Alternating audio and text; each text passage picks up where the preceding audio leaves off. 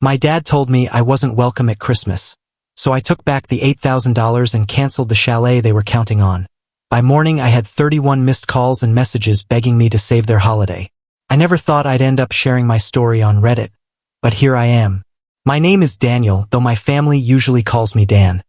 Sometimes it's with warmth, but more often, it's with an exasperated sigh. I'm the oldest of 3 siblings, the one who moved out first, built a career, and now I'm seen as the outsider. My brother still lives near my parents, and my sister just graduated from school. Because I don't visit the family home much anymore, they've kind of written me off as the one who forgot his roots. Still, I've worked hard to keep the peace over the years, especially during holidays. I always contributed more than anyone else. I paid for dinners, flights, even entire vacations. It was my way of trying to fit in with a family that never really embraced me. This Christmas, I wanted to go all out. I set up a separate account just for the holiday and put $8,000 in it. Dad had access since he insisted on organizing the family trip. I even booked the chalet myself because he's notorious for procrastinating. The plan was simple. He'd take care of meals, extras, and decorations while the chalet was in his name but paid for by me. Then a week before Christmas, Dad called. He skipped the small talk. "You're not invited to Christmas this year." Just like that, no reason, no explanation, just a flat dismissal as if I were irrelevant. I didn't argue. I just said, "Fine," and hung up. I got online, transferred the whole $8,000 back to my account, and canceled the chalet booking. The rental company refunded everything without any fuss. By morning, my phone was buzzing with 31 missed calls. Mom, Dad, my brother, and even my cousin, who never calls me unless he needs something, were all trying to reach me. They had no idea that I was the one paying for this holiday trip. The confirmation emails stopped, and the cancellation notices started coming in, throwing their perfect Christmas plans into chaos. Among all the voicemails, one stood out and made me laugh. Instead of being irate, I found it oddly amusing. When I finally worked up the courage to check the messages, most were what you'd expect. Frantic, angry, and filled with guilt. Mom's voice was panicked.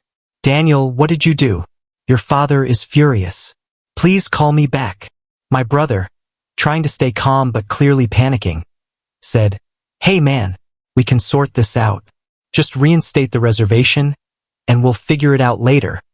Okay?" Then there was Dad's voicemail, short, cold, and oozing entitlement. "Daniel, I don't know what you're thinking, but this was for the whole family. Fix it." But the message that really made me choke on my coffee was from my cousin Mark, who apparently had already packed for the trip. "Oh, hey Dan. I just got an email saying the chalet's canceled. That can't be right because your dad told everyone he booked it as a gift for the family. My kids are crying now, so can you please fix this? If not, that's just really selfish." I couldn't help but laugh. Selfish? Seriously? I had paid for every detail of that trip, yet somehow, I was the one being labeled selfish for not continuing to fund a family that didn't seem to want me around. I didn't respond to any of them, not a call, not a text. I went about my day, my phone buzzing on the counter, amused at how quickly their holiday plans fell apart. That night, Dad texted me directly, "You ruined Christmas." I just stared at it, smirked, and turned off my phone. If they thought that was ruined, they had no idea what was coming next.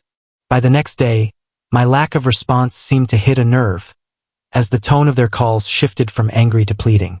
Mom tried the family angle. "Daniel, sweetheart, don't do this. We all make mistakes. Your father didn't mean what he said. Can you just put the chalet back? Everyone's looking forward to this. It's Christmas." My brother leaned into manipulation. "Dan, this is bigger than you. It's not just about us. It's about everyone else. The kids, Mom, the extended family. Don't punish everyone because Dad lost his temper." Meanwhile, Dad stuck to his pride.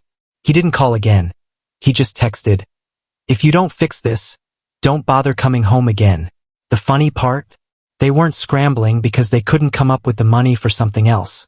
They were panicking because they couldn't afford what I had already secured. The chalet wasn't cheap. It cost $8,000 upfront plus deposits, and everything around was almost fully booked due to the holidays. My family has always lived paycheck to paycheck.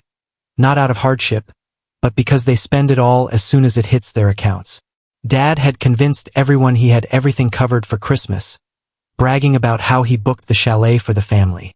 So when those cancellation emails hit, the truth began to unfold. Apparently, my aunt called Mom, asking why the reservation was gone. Mom tried to cover it up, saying there was a mistake with the booking, but my cousin Mark wasn't having it. He sent me screenshots of the family group chat, and they were hilarious. Aunt, I thought this was set months ago. What do you mean, mistake? Cousin Mark, Dan paid for it. Dad lied. Mom, Mark, don't stir the pot. That's not true, Mark. I talked to Dan. He has the receipts. After that, my phone practically exploded, not just calls from immediate family, but from extended relatives who suddenly realized I was the one footing the bill for their Christmas. And the kicker? Not one of them said sorry. Every single message and call was some version of, fix it, or you're ruining Christmas for everyone. It wasn't about my exclusion or Dad's harshness. It was about their holiday comfort slipping away. That night, my mom sent one last desperate message. Daniel, please. Your father can't pay the rent or mortgage this month because he put everything toward Christmas already. Your brother doesn't have any money either. Just cover this and we'll talk later. That's when it hit me.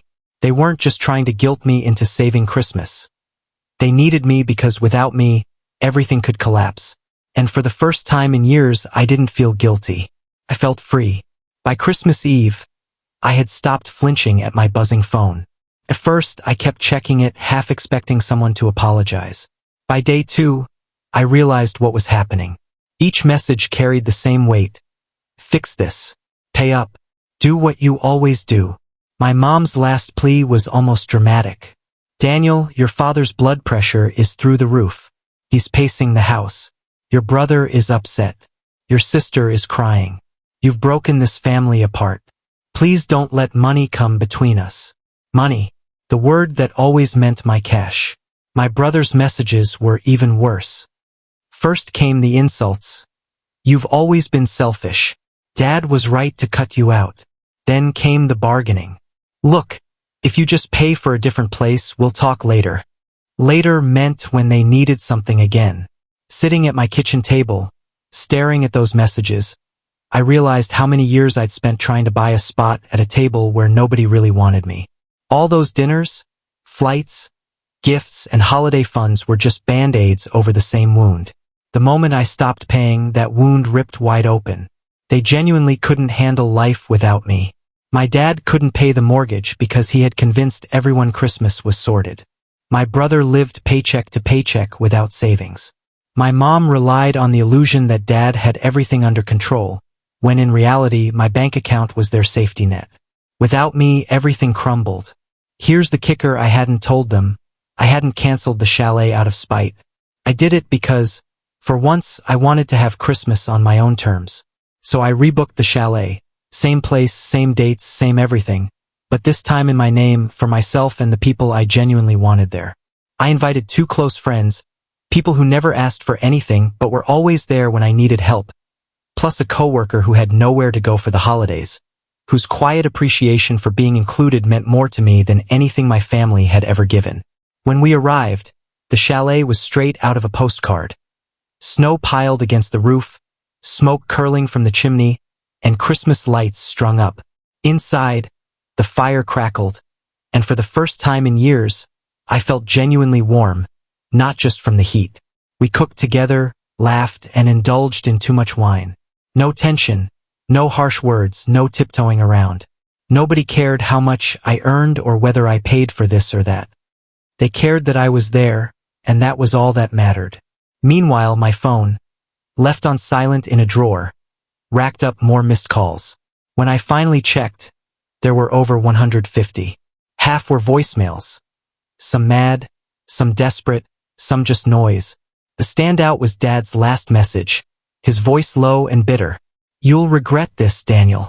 Family is all you've got. Money won't keep you warm when you're alone. I listened to it twice, then chuckled. Not because it was funny, but because of the irony. Dad didn't realize I'd already proven him wrong. I wasn't alone. I was with people who genuinely cared about me, sans strings attached. The chalet wasn't cold or empty. It was filled with laughter, warmth, and a sense of love I hadn't felt in years. That's when it finally dawned on me. Family isn't just blood. It's not about who shares your last name or who claims you at a reunion. Family is about the people who show up for you, who see you as more than just a walking bank, who don't cut you off the moment you stop funding them. No, I didn't regret canceling Christmas. I had 0 second thoughts about transferring that money back. And I definitely didn't regret rebooking the chalet, this time for myself, choosing who I wanted to welcome in. If anything, this year gave me the greatest gift, freedom. Fast forward 3 months since that Christmas mess, and life feels lighter. My family didn't speak to me for about 6 weeks after Christmas. No calls, no messages, nothing. At first, I thought the silence would hurt, but it didn't. It was almost peaceful. Slowly, though, messages started coming back. My mom was the first to reach out, texting in February, "We miss you. Can we talk?" My brother followed up with a weak apology, full of excuses about Dad being stressed and things spiraling out of control. Dad, of course, hasn't said a word directly to me. The irony is that word spread among the extended family. My aunt called me up, saying she had no idea I'd been paying for everything for years. My cousin, the one who left that outrageous voicemail about his kids crying, even apologized in person when I ran into him, admitting his wife had scolded him for using me. As for me, I haven't sent a single dollar to my parents since then. No more holiday funds. No more help with rent. No more pretending I owe them anything just because I've been successful. And guess what? The world didn't come crashing down. They figured out how to pay the mortgage. They're still standing.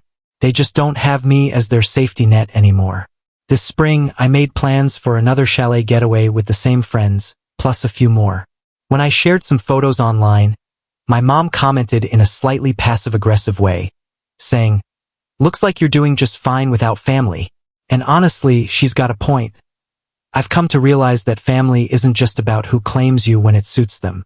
It's really about those who truly want you around, not for what you can provide, but just for you. For the first time in a long while, I feel like I really belong somewhere.